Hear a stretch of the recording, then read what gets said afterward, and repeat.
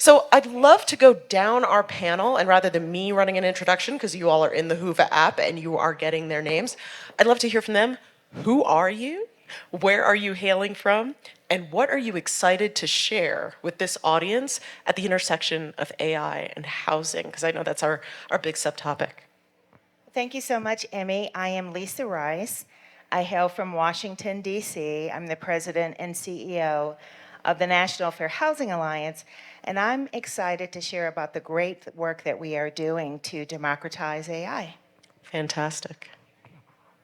Good afternoon, everybody. My name is Julia Gordon, and until about a month ago, I was the Assistant Secretary for Housing at the U.S. Department of Housing and Urban Development, HUD, where we were doing the thing and using technology or not, using AI or not, and I look forward to talking more about it. Thank you. Hi, everyone. Michael Akinwumi. I'm Chief AI Officer with the National Fair Housing Alliance, and Lisa is my boss. I came in from Washington, D.C., and I'm really excited to share with the audience about what roles you can play in making sure that the use of AI in housing and lending is both secure and also responsible. Thank you all. We are talking about this topic at a particularly interesting time, particularly as it relates to artificial intelligence. So I want to dive right in. Given that each of you specialize in fair housing, what role does technology, particularly artificial intelligence, that bucket of technologies that it incorporates, what role does it currently play in the housing sector, and what impact is it having on access to home ownership for members of the diaspora? Lisa, I'd love to start with you. Sure, Emi, that's a great question because I don't think that people understand that AI impacts every single area and facet of housing, the whole entire housing ecosystem. So in the United States, if you want to rent an apartment, if you want to purchase a home, if you want to search for a home on the internet, if you want to search for an apartment on the internet, if you want to get a loan, if you want to get homeowners insurance, every single thing that you have to do in order to gain housing opportunity is impacted and implicated by AI. And that could be rental screening systems. If you want to rent an apartment, one might think all you'd have to do is have your deposit and show that you can pay your rent, and then you get the apartment. Well, not so. In the United States, there are tenant screening selection systems that consider things like your credit score, consider things like, have you ever been arrested by a law enforcement agency, and consider other things that may not necessarily have anything to do with your ability to rent that apartment or to be a good tenant. But modern developers have found a way to harness data and then to use that data in order to determine or try to determine how risky you would be, or how good of a tenant you would be, or how good of a mortgage holder you would be. So you really cannot escape AI. And Emi, we have a saying at the National Fair Housing Alliance that technology is the new civil and human rights frontier. Technology is going to grow and expand. It's a genie that is out of the bottle. We can't put it back in. And so what we decided at the National Fair Housing Alliance is that we would be at the cusp. We would be at the forefront of designing and innovating around technologies and AI to make sure they were used for good. Fantastic. Actually, Julie, if you wouldn't mind, I'd like to skip you for a second. Michael, would you care to take the question? I'm sorry to catch you by surprise, but I'd like to get into a little bit of the detail of the technologies that are at play right now as it relates to fair housing, so that we can then turn to Julia to talk a little bit more about policy and implementation. All right, sure. And of course, I have no other reason but to agree with everything that Lisa said. But I also like to touch on the seller side of housing. Because what we are seeing right now at the National Fair Housing Alliance is that AI systems, in particular generative AI systems, are being used on the seller side. So, chances are that most of the properties that are listed right now are having their descriptions written by some Gen AI systems. And there are a lot of studies that actually show that there's evidence of racial bias and also steering when, depending on what platforms was actually used to describe those properties. When it also comes to home appraiser, we see the use of AI systems to, for example, decide what the value of a property that you're going to list is going to look like. And there's also often overlooked side of home ownership, which is insurance. So a lot of insurance companies, they are also using algorithmic systems to underwrite and also even decide what the premium is going to be. And depending on how you look at it, so it's, on the buyer side, so you have mortgage underwriting algorithms or AI systems. Like Lisa mentioned, we have automated underwriting systems that are being used to evaluate your credit worthiness. And oftentimes, most of the data that are going to the systems, they're actually skewed against people of color. And there are also systems that are being used to decide what you're going to see when you go on the listing site. So, and they're so dynamic that if you go on the platform and let's say 10 or few minutes later, what is going to be recommended to you is going to be different depending on what time you look at the platform. So that dynamic pricing application is also one of the areas where technologies are being used. And Lisa talked about tenant screening applications. In fact, as of, I think, September or November last year, when I say last year, it's just like 2-3 months ago, right? So there are recent cases in the US, like RealPage, SafeRent, where there are evidence or allegations that the data and also the algorithms that you're using to evaluate rental applications they are skewed against people of color. For example, criminal records are being used without any adequate considerations for the errors in those underlying data, and also the way they set the weight of the algorithms are oftentimes actually amplify the underlying bias or noise in the data. Julia, that is a number of landmines facing both the seller and the buyer. You are fresh out of government, and I'm wondering how can we think about navigating those landmines from the perspective of somebody who knows deeply what it means to be fair. Well, thanks for that question. What is really striking, whether you work in government now or you work in the industry, is there used to be a divide between people who worked on policy and people who worked on technology. But now technology is policy, and technology is setting policies in ways that are far less transparent than the way we used to set policy. You can go to HUD's materials. For example, I ran the Federal Housing Administration, which is a government-backed program to help provide mortgages for homeownership to people who are left out of the conventional market. And that includes quite a number of people of color. And we have all of our policies written down in a booklet made of paper. I mean, you can get it online, but and on the other hand, we have all these technologies that our policies sit on top of.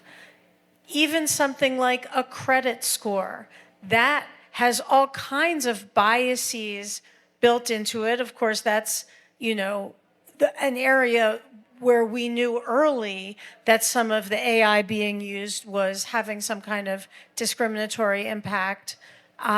But really, there's almost nothing that you can't find somewhere in a technology system that could be used to keep people out of something that they're otherwise qualified for. But let me also add, because now we've actually heard like a lot of scary things coming out from here, used properly and with intention, those same systems can actually open up opportunities for people who have previously been left out. For example, AI can be used to look at factors that are more relevant to whether somebody will be ready for homeownership than the traditional credit score system. You can look at the history of people paying their rent. Now, if somebody pays their rent on time every month, if I'm trying to make money selling mortgages, that's the person I want to sell a mortgage to. But that hasn't been incorporated into the system. Or, can the AI just sort of look at your cash flow and see, oh, yeah, we don't have to worry about, do you have a W-2 or are you making your money in the way that really, frankly, more and more people in this economy are making their money? And we can actually see through to the money instead of having to rely on these really inadequate substitutes or proxies. So, you can also use AI in ways that will help all of us. For example, it's being increasingly used to speed the process of and decrease the cost of building new housing, which Lord knows we need a lot of, and that keeps the prices down for everybody.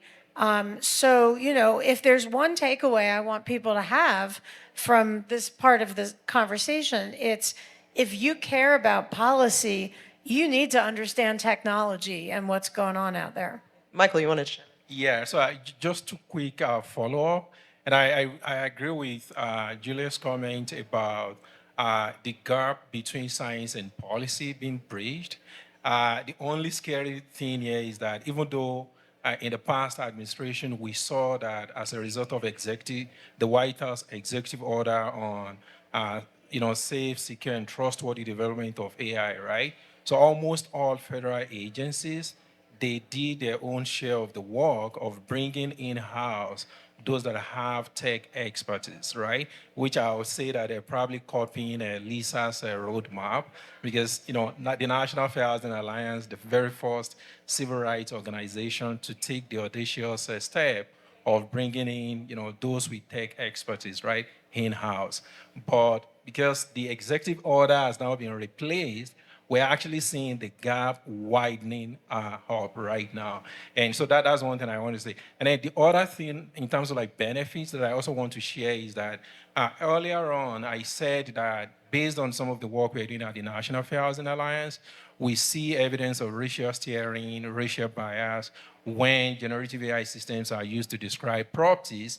The way we found that is because we're also using AI. So AI is helping us to actually identify bad actors, gather the right evidence that we can then use to file lawsuit against them.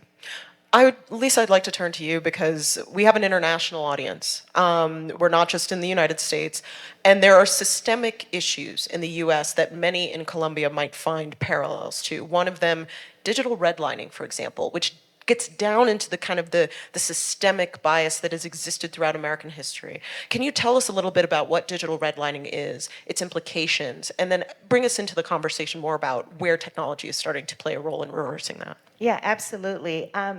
If the tech folks can put up the PowerPoint presentation, please. The PowerPoint presentation. Okay, great. Thank you. So let me advance, and perhaps the easiest thing for me to do, Emi, is to provide an illustration that I oftentimes like to give to audiences to illustrate how these technologies work and how they can amplify and perpetuate bias. So what you're seeing here is a depiction. It's a snapshot of a search that I did. I just simply went on to a search engine. There are many of them, Bing, Yahoo, Google, etc. And I typed into the search engine bar, I want to see depictions of beautiful men, handsome men. Please show me handsome men. And this is what I got. Now, what do you see? Wow, interesting. And so if I can, I don't know if this is going to let me do it, but we just only have one person. Poor Idris has to represent for all Latino brothers, all Asian American brothers, all he's got to represent for all Japanese, Chinese, the whole diaspora. He's got to represent for everybody. But one of the things that I like to point out is that the algorithm isn't wrong in the sense that the men that you see displayed here, they are all handsome. But there's a lot of exclusion happening. Same thing if I ask the same search engine, show me pictures of beautiful women. You don't see anyone who looks like me. You don't see anyone who looks like you, Emi, or Nikitra, or many of the women who are in this audience. So again, the depictions aren't wrong in the sense that these are all depictions of beautiful women, but it is highly exclusive. And when this particular model is given a picture of a woman like me, I don't show up in the end result because I don't fit that classification of beautiful. I don't fit within the group. I don't fit within the model. Now, I had to testify before the Senate. First of all, before my testimony before the Senate, I met with these agencies and pointed this out, and they said to me, "Oh no, the tech is not discriminatory. The tech is not biased. The underlying data is representative. It's all fine." I testified before Senate. I showed the U.S. Senate these pictures. There were a lot of oohs and ahs in the audience. And the following week, when I went onto the same search engine and said, show me depictions of beautiful women, this is what I saw. So within a week, this company changed its training data to make it more inclusive, more representative, right? So they did find that there was a problem with the underlying data. And this is the challenge. This is the discrimination that we are seeing when we are dealing with credit scoring models, when we are dealing with automated underwriting models. That underlying data that is being used to build those models, it is not perpetuating or giving us an answer that is completely fair and accurate. It is giving us a slanted, a warped outcome. So in terms of digital redlining, it can manifest in many, many, many different ways. So the models, we know, do see race, they do see geography, they do see where you are physically situated. And in the United States, just like across the entire diaspora, we see this in Paris, we see it in Brazil, we see it here in Colombia, neighborhoods and communities are very, very segregated based on race, right? And so when these algorithms, these models pick up where you are geographically in the world, they start giving you data based on where you're situated. So if you're situated in a favela and you say, I want to buy a house, I want to look for an apartment, what do you see? You get responses that are different than what a person would get if they were in a beachfront property sitting on the ocean, right? So you get steered, you are digitally redlined based on a number of factors, and those discriminatory outcomes are driving people's opportunities or lack thereof. And the last thing I'll say, I'll give another example of digital redlining. We brought a case against Redfin. Redfin is a huge technology platform in the United States. They also operate in other countries as well. But they had policies that were tied to market value of a home. So I'll use Detroit, Michigan as an example, because in the previous panel here, Detroit was lifted up as an example. The city of Detroit is about 75% Black. It's a predominantly community of color, city of color. On Redfin's model, on their platform, if you were trying to purchase a home in the city of Detroit, you could not get attached to one Redfin agent who would show you a home in the city of Detroit, because they had a cutoff for all housing in the city of Detroit at $750,000. So if your house was valued under $750,000, you couldn't get a real estate agent. Now, an adjacent community, Livonia, Michigan, which is predominantly white, the cutoff was $250,000. So if you were looking for a home at $300,000 in Livonia, you could be connected to a real estate agent. But if you were looking for a $300,000 home in Detroit, you couldn't be connected to a real estate agent. So there are a myriad ways that these technological platforms can manifest digital bias and redlining. Michael, what do we do about that? Because we've got folks in the audience who can get their hands on some tools. You know how they work. We just heard the problem. What do we do about it? Yeah, that's a good question. I wish I have all the answers. In terms Come of on now, what I to know be you do. done. So data is one of the areas where the problem comes in, right? But another thing is when you look at those examples, powerful examples that Lisa shared, right? So the good thing is I saw a lot of people in the audience trying to take pictures. Yesterday was just Valentine's Day, right? So it looks like now we have some confidence in using the algorithms to actually identify who among our loved ones are beautiful or not, right? So, but that said, you might have noticed that there is no person with disability, right, on any of those charts, even the ones that were actually corrected. So in addition to the data, you also need to think about how the problem or who defines the problem that the algorithm solves. So like in this particular case, the problem is you want to identify who is beautiful or not, right? But when you don't have the right people at the table, setting the problem, defining the problem, or even people that are diverse, inclusive. Now, diversity, you could have the right people with right representation at the table, but are you even giving them the opportunity to make sure that what they consider to be beautiful, right, is being factored into the labels that you're trying to predict using your algorithm? Because in this particular case, it's a type of algorithm that has to be trained using a label. And by a label, I mean, if you know your way around the kitchen, right? So say you want to prepare pizza. So it's clear what the recipe is going to look like. You don't try to make pizza and then, at the end of the day, you come up with apple pie. Something is definitely wrong, right? So in this particular case, there are people who define what beauty is.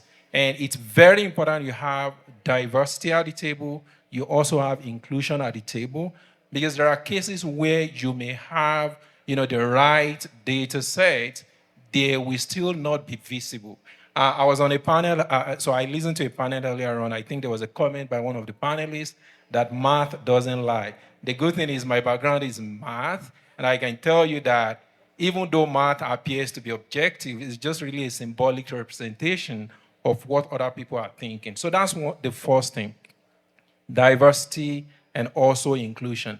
The second thing that is very, very important is that, and we've actually demonstrated this at the National Fair Housing Alliance, when you have issues related to algorithmic bias or discrimination, generally there are three approaches that you want to take. And each of those solutions, they are really viable, though they come with limitations. So the first thing is you want to look at the data, right? And you want to make sure that the data is balanced in terms of like different demographics. In the US, we talk about protected characteristics like race, people with disability, religion. So you want adequate representation, right? And then there are different techniques, different approaches to make sure that even when you have underrepresentation in your data, you can increase the sample for different demographics that you care about. The second approach is really similar to, let's say you're trying to make apple pie, right? So if you set your temperature, you just don't leave it high or low. You still make sure that you adjust the temperature as you are making the apple pie. So that we call approach of, as you are training your algorithm, you are also providing information that that algorithm can use not to only optimize on performance or accuracy, but it tries to balance things like equity, like fairness, non-discrimination, and all that.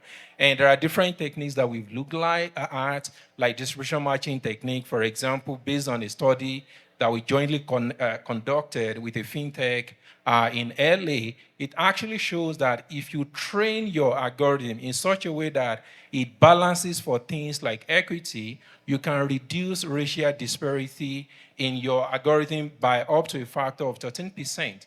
And then also in the pricing, when you look at, for example, the loan terms for Hispanic and Black compared to white, you can actually reduce this disparity in pricing by up to 20%. So that's if you are trained. And the last thing I also like to say is, after you get to the end, like the outcome that comes out of it, still using my apple pie analogy, right? So you might think that the taste is really good, but then when you taste it, you discover that it's actually sour. Then you can add some sugar. So there are techniques that we call them post-processing technique. Like this, in this particular case, where we see nobody that is a person of disability, you can apply such techniques to still make sure that those that are not visible in the outcomes of the system, they are still adequately represented. So those are the three different buckets that we can explore the solutions to make sure that these different issues related to algorithmic bias are effectively dealt with. One of the things you mentioned that I just want to highlight for this audience, that statement that math doesn't lie. It turns out with a lot of these models, what you're dealing with is statistics. And famously, lying with statistics is something everybody loves to do. Yeah, well, there's literally there is a book on that. Yes. And that's one of my favorite books. Mine too. Tight, yeah, exactly. Yes. Julia, one of the things Michael mentioned was, diversity, equity, inclusion as critical to have. We are coming into a very new era of arguably geopolitics, having gone through global elections, but specifically national politics in the US. I'd love for you to kind of put your prognostication hat on for a minute and help us kind of get ready to navigate the future as it relates to how we can really meet the moment, if you will, on DEIB. So I'm gonna take a step back and tell a little story from the job I just had. The Federal Housing Administration, possibly if you've heard of it, you know that FHA and its predecessor agency coming out of the Great Depression were the ones that invented redlining.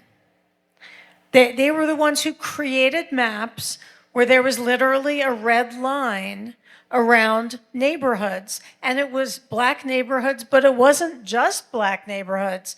In fact, one of the number one disfavored neighborhoods was neighborhoods with Mexicans in it.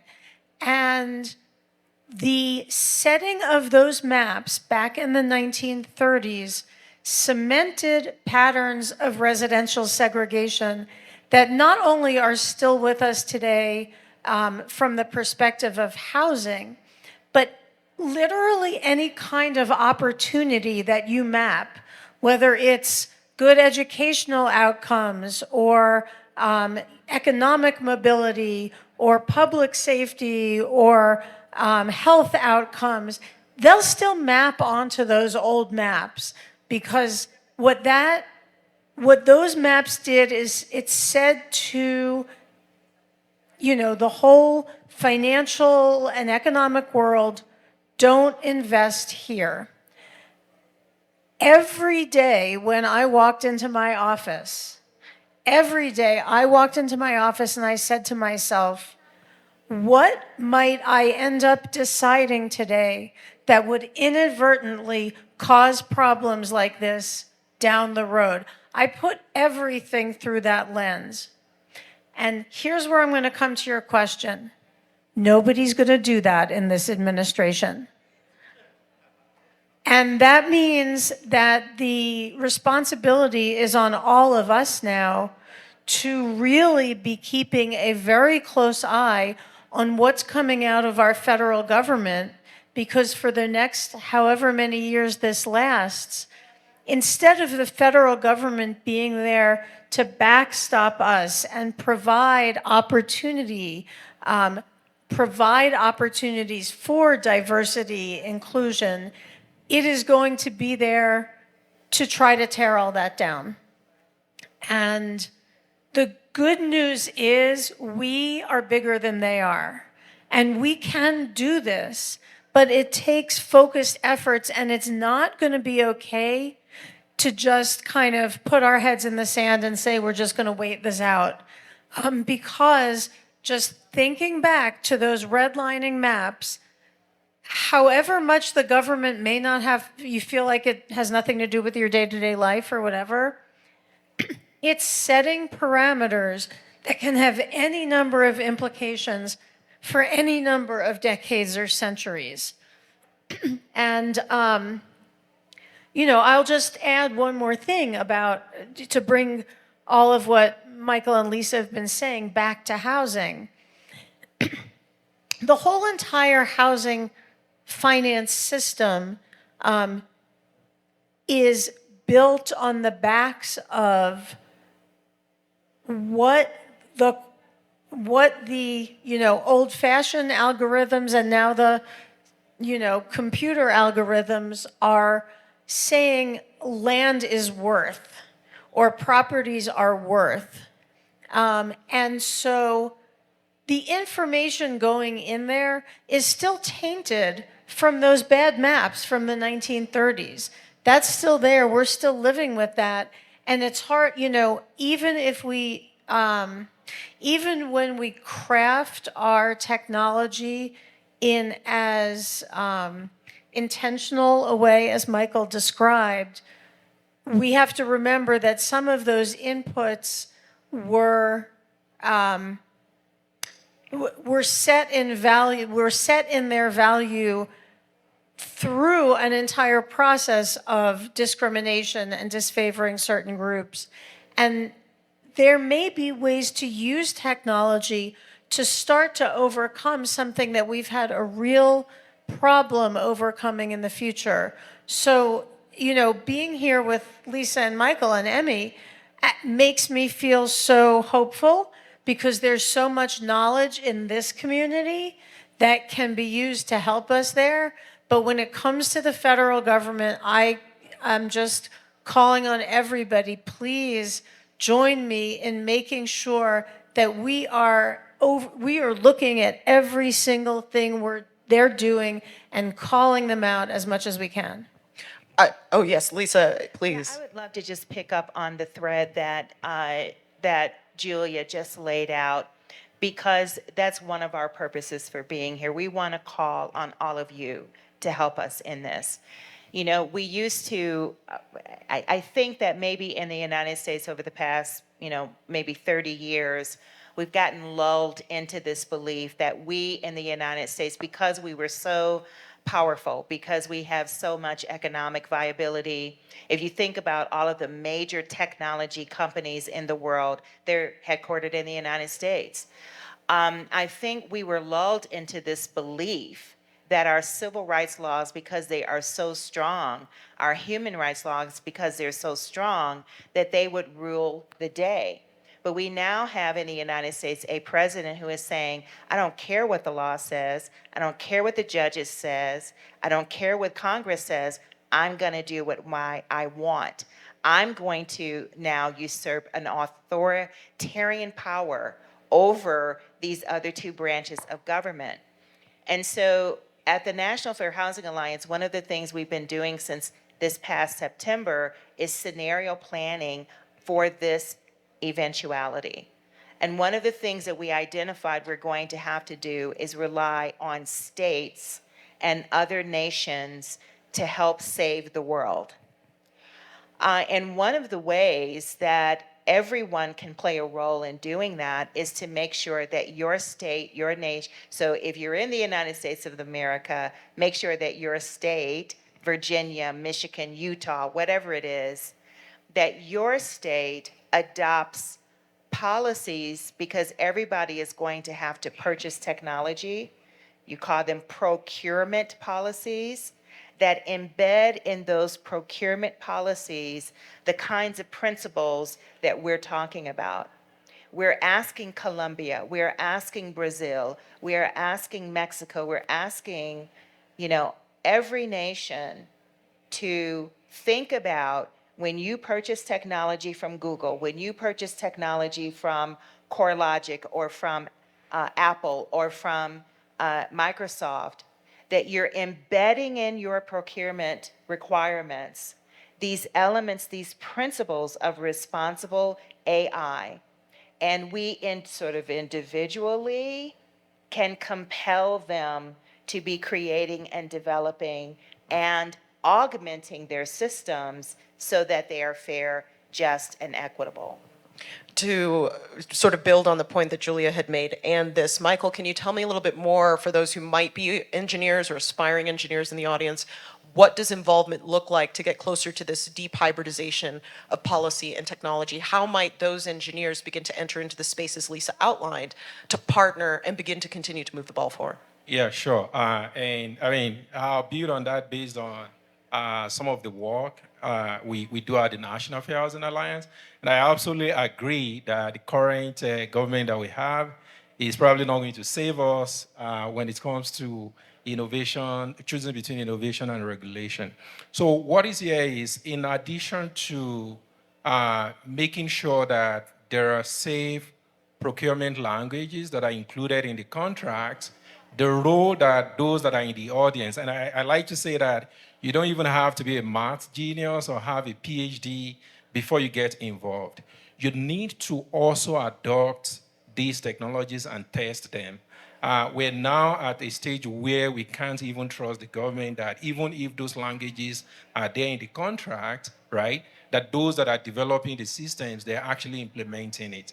And the best way to actually confirm that those concerns are being addressed is, we all have our smartphones now. We can, download some of these apps. We test them. And, by testing, by using the technologies, we can, for example, see if we are included or excluded.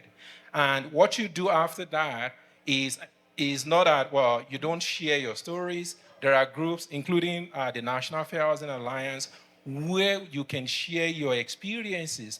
And there are mechanisms in place to make sure that those findings that you're seeing, they're actually, are channeled back to those who are developing this. Like many of the tech companies that are headquartered in the US that are developing these systems, they actually have expert groups. And, National Fair Housing Alliance is one of the members of the expert groups. And some of the solutions, before they actually release them, they use us, in quote, as guinea pigs. Like, we test them out.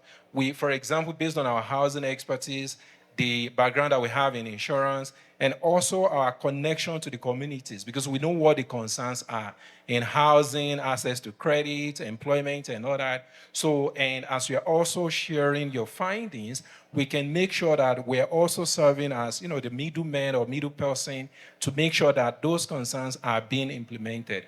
But without you using the tools, without you really testing them, just like Lisa did, trying to see if the algorithm that is trying to classify people as beautiful or not is working the way it should, then we're not going to actually have the findings that we need to take back to these companies. And another thing that you can do, especially if you have the technical expertise, just like we do at the National Fair Housing Alliance, we also work closely with the data scientists, with the data engineers. We just don't take them for the awards. For example, at the National Fair Housing Alliance, we have a framework that we use for auditing, right? And when we go into some of this consultation, we use that framework, for example, to evaluate their data, to evaluate their algorithm, to evaluate the decisions and the actions that they're taking in form of policies that are overriding the outcomes of the system. So these are different ways where, as ordinary users or people who have the technical know-how can be involved and they can participate in making sure that these systems are designed, deployed in a way that keep all of us safe and also asleep at night. I just wanted to highlight very quickly before my last question, we turn it over to the audience. Dr. Lynette Rawlings is here. She and the Policy Academies helped organize this panel of extremely esteemed guests. So I want to thank them for really putting in the work, putting in the effort, putting in the support, obviously, as you can see, for the entire festival.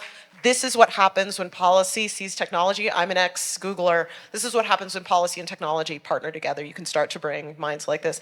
My last question actually is for you, Julia. I'm curious, you are in an open state right now. You just left government. She means I'm unemployed. I call it fun employed. I'm curious what you're seeing as potentially next for you. If you don't mind me putting you on the spot, I'd just love to know how you're thinking about your next step. I have to say the experience of the last 3 weeks has made me really rethink a lot of what I was thinking, because the executive branch is essentially being burned to the ground as we speak. And the speed of this and the disregard of any laws, whether it has to do with employment laws for federal civil servants, or whether it has to do with laws regarding federal funding that's already been obligated to grantees and is being illegally pulled back. These things are so important that instead of job hunting for the last few weeks, I've been just talking to reporters and people inside and people outside, and we're trying to develop a coalition that can really help hold the line, figure out what to do, try to make sure they don't throw the baby out with the bathwater. And, in the short term, that's what I'm really going to focus on. But it was so important for me to have had the experience of running this particular government program whose history is really so dark and, made, whether they were innocent errors or intentional errors, those errors had lasting consequences for everybody who's here. But when we were there, we turned the agency into something that was doing exactly the opposite. By share of our volume, we served, multiples and multiples more Black borrowers, Black people entering homeownership for the first time than any other channel out there. We were able to do things like have a policy to count your positive rental history. We were able to change how student debt was keeping people out of homeownership. We were able to put in policies that helped people who maybe had someone renting a room in their house, so that you could actually acknowledge this is a thing that happens. We were able to help people who were working 2-3 jobs or just kind of gigging on their own get into the system. And there was so much power to that, and it gave me such a sense of what you can do when you get in charge of something. And it is possible to turn things around. So that's why, listening to this conversation about AI, looking at your career, and of course the amazing work that NAFA does on this, which, I have to just tell you how, yes, they are in the housing area, but I think the work they're doing is foundational for so many other sectors as well.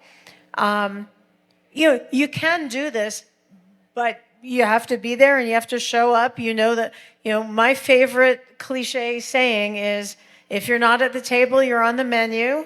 And that's why I was so honored to be invited to join you here today, and to be part of this effort so that everybody knows we can come together and we can make a difference.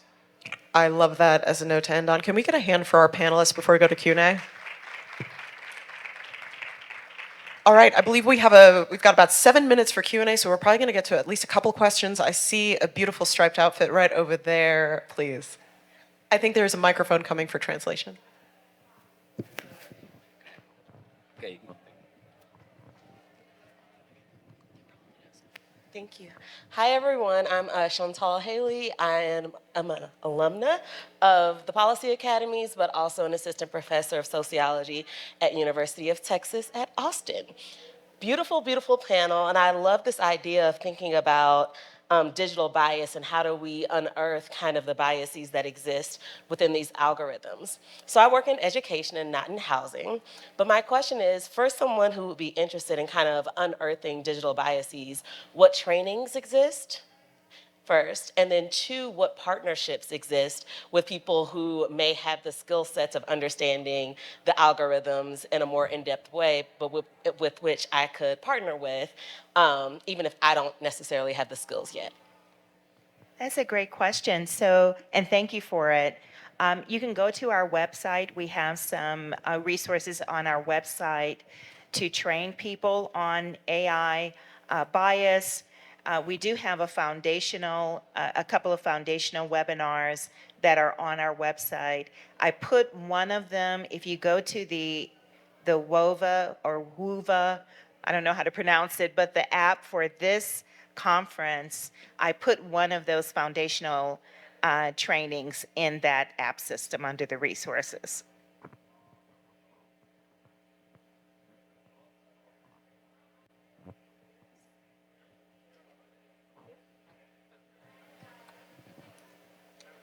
Hi, my name is Lamont Cobb, also an alumnus of the Policy Academies. I'm a planning director for Councilmember Imelda Padilla in Los Angeles. I had a question for all of you in terms of where you're seeing leadership from the political side of things on addressing some of these things, and what potential partnerships. There are states where you're seeing a lot of great action happen here. Are there any elected officials in DC that are also trying to lead on kind of setting better policy? Yeah, so it's funny. Michael just got back from Paris speaking at the World AI Summit. I spoke earlier about this pivot that we have to do in terms of relying on our global partners to help save the day.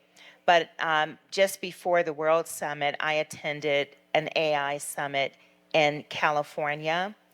And happily, every single politician that was there, it was a forum with politicians from the state of California. Every single one there said that they view California as sort of having the responsibility for towing the line in the United States of America. I don't know how many people realize this, but the state of California in the United States alone is the fourth largest GDP in the world. So California wields a lot of power, and they have said they are going to use that power in order to try and toe the line in the United States. They also purchase a lot of products from a lot of different people, and some of these principles that you've heard Julia and Michael talk about, they're going to embed them in their change their procurement policies to embed them in their procurement policies. And they're also fashioning a state AI law. Well, I just want to add, it's going to be very important now. It was always important, but it is, right now, it's really all we've got left to us to go build power at the state level. So whether that's on AI specifically, or just making sure that states don't look to the federal government for their cues, for example, on DEI, or we don't want states doing what these Doge guys just did, which is run a search and replace. So when they came to words like biodiversity, they were like, oh, that has to go too. I mean, it's just been, I can't even tell you how nutty it's been. And for a lot of advocates, they've spent many, many years focusing on the federal level. And we really have to build that muscle at the state level. And at the same time, as we focus on technical issues, on issues of fairness and anti-bias and discrimination within the realm of technology or any other realm, that has to be coupled with just plain old garden variety political power. And we need to be out in the states taking the states back, because what we're seeing in the federal government today didn't just like drop in out of the sky yesterday. It's dropped in after 40 years of building power at that local level, in those school boards, in those state legislatures. And so now this is where we're all going to be focusing now. And there's so much good we can do there. And I'll just quickly add, it's probably even a blessing in disguise that we're at a stage where, one, we know that some of the issues that we see, digital redlining, was actually created by the federal government, right? And now DOGE has gone ahead with the plan to start integrating AI systems with all these federal government processes. And we know that AI systems, they have the power to scale the level of discrimination that we already see generated by, discriminatory policies like redlining. So there is an opportunity here to actually even look to the states for leadership. In fact, as of Monday this week, there is close to 800 AI bills at the state level, compared to maybe less than 50 at the federal level in the US, right? So, and my projection is that AI is really going to get into a stage where we start focusing on the application, the use cases, how it is being used, and that makes it automatically become like an insurance product that is regulated at the state level. So when it comes to leadership here, instead of just trying to focus on, federal government that is looking at existential risk and, things that probably may not even materialize in about 1,000 years' time, right? So there's an opportunity here to work with both state lawmakers and even civil society so that we can continue to focus on immediate risk. And that opportunity is actually there for us. Thank you so much. Everyone, thank you very, very much for your time. Thank you all for attending. Have a beautiful rest of the festival. I've had a blast. Thank you.